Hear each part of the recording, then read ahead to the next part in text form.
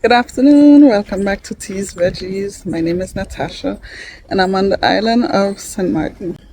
So, St. Martin is situated in the Caribbean and we have two seasons, the dry season and the wet season. And right now we're in the heart of the dry season. So, the dry season, it hardly ever rains. The dry season goes from December until May. So right now we're in the month of March. March just started. So how do we keep the garden alive in the dry season? So the dry season is basically no rain or hardly any rain. So every 2 weeks, 3 weeks, maybe a month, we get a little drop of rain. Not any rain that you could talk about. Sometimes we do get some that could prevent me from watering the garden for a day or two, but during the dry season it's not very often. And then we switch over into the wet season, which is from the month of June, which is the beginning of hurricane season. So there are lots of tropical waves and such that come to the islands, and that's how we end up getting some rain, and that goes until the month of November, which is the end of hurricane season. So basically we get rain in hurricane season. There you go. So how do we keep the garden thriving during the dry season? So I try to use shade as much as possible. Like for example, this tree is providing shade. So at a certain time, depends on the direction of the sun, these plants here will end up being shaded. That's one way to do it. The same thing over here. There's this orange tree and this wall that provides shading to these plants here. So as you can see right now, I think it's about 4:30 in the afternoon and there's no sun hitting here. There's no sun hitting this area, and the more sun hits the area, in fact, it causes it to dry out more. Now if I shift over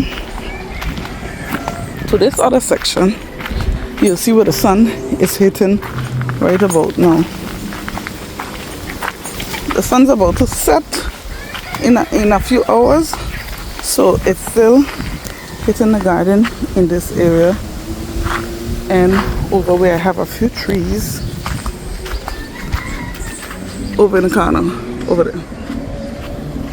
So right here now is shaded, and then we have the same thing. This tree is providing shade for some of these plants. Another way is basically trying to mulch. My only problem is, like, if I use leaves to mulch, sometimes I would use dry leaves to mulch. The chicken, they love taking up the leaves and scattering them. Let me just walk over to the other trees over here to show you. On camera, one time I tried to show how we put the grass. Okay, this is trash. I tried to put the grass around the plant so that I could keep in moisture a little bit. But chickens, they come in the yard and they just scatter it. I guess it's fun for them. So basically, if this, when I water, having the grass and such there, it causes this to stay wet, and then it will keep the soil below a little better, a little wetter, a little longer. So basically that was the plan, but that's not working. I tried it there. I tried it here as well when I planted the soursop. You can still see the remnants of it. So they basically didn't bother with me with that. So that method definitely didn't work. Now this section with the sweet potatoes, the sweet potatoes can take full sun. So they should be fine being here all throughout. And because this plum tree here is starting to lose its leaves, it's starting to provide a little mulch for them. As you can see here, there's a little bit leaves all along there, and I'm happy about that because it will keep the soil a little more wet. Although the iguanas are eating up the sweet potatoes and they can seem to survive for the moment. Even the seedlings that I bring to the garden, see the soil dries out rather quickly, so I keep them under the overhang of the sea grape tree. So I don't think I watered yesterday. No, I didn't water yesterday, so that's why they look a little rough. But I'm gonna wet those in water now, and they're gonna be fine because they don't get full sun. Same thing with starfruit, it's kind of shading these here, and the building is providing shade for these plants in these containers, and containers dry out rather quickly, so I'm happy to have them in this area, and everything looks happy to be right here. As I was speaking about this section, I saw that I had some bright red peppers.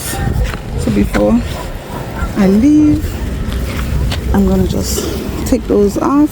They wasn't supposed to be a harvest day, but it's not really a harvest, it's just taking off a few peppers like that. This back side of the garden now gets shade from this carlita bush that has basically made a hedge, so lots of sun doesn't come in this area, so it really helps some of these plants to not suffer too much from the heat. Now bananas and plantains, they have no problem with the heat, so they do well. These now, they do get lots of sun, but they try their best to hold on. But as you can see, there's a coconut tree providing shade. So I try to be strategic with the areas where I put plants that don't like too much heat, so that they would do something for me. Oh, there you go. I didn't even see a bean. They're coming on. Oh, several green beans coming on. I just love coming in the garden, you know, and discovering different things that are going on. Now this was not voluntary. I wasn't trying to create any shade for the guava plant. It just happens that the passion fruit is overtaking the guava, and one day I really have to save this plant from the passion fruit because it can't. I don't think it's doing well with the passion fruit suffocating it like that. But for now, this is what it is. I did see some passion fruit hanging a little while ago. So for the good of the passion fruit, and the guava tree wasn't producing anything as yet. I think I got one guava from this tree last year or the year before, but the passion fruit is loaded, so I kind of sacrificing the guava, if you want to call it sacrificing, for the good of the garden. Because we have lots of fruit, so eventually these will start falling when they get yellow. Then I know they're completely ripe, or when I see them get yellow, I can just pick them. So basically, just providing shade so that the plants could stay a little shaded, and that would help to keep a little moisture in the soil, and watering every single evening. Now I know some people here that water twice a day, but I just water in the evening, one time a day. So that's about it. I think so.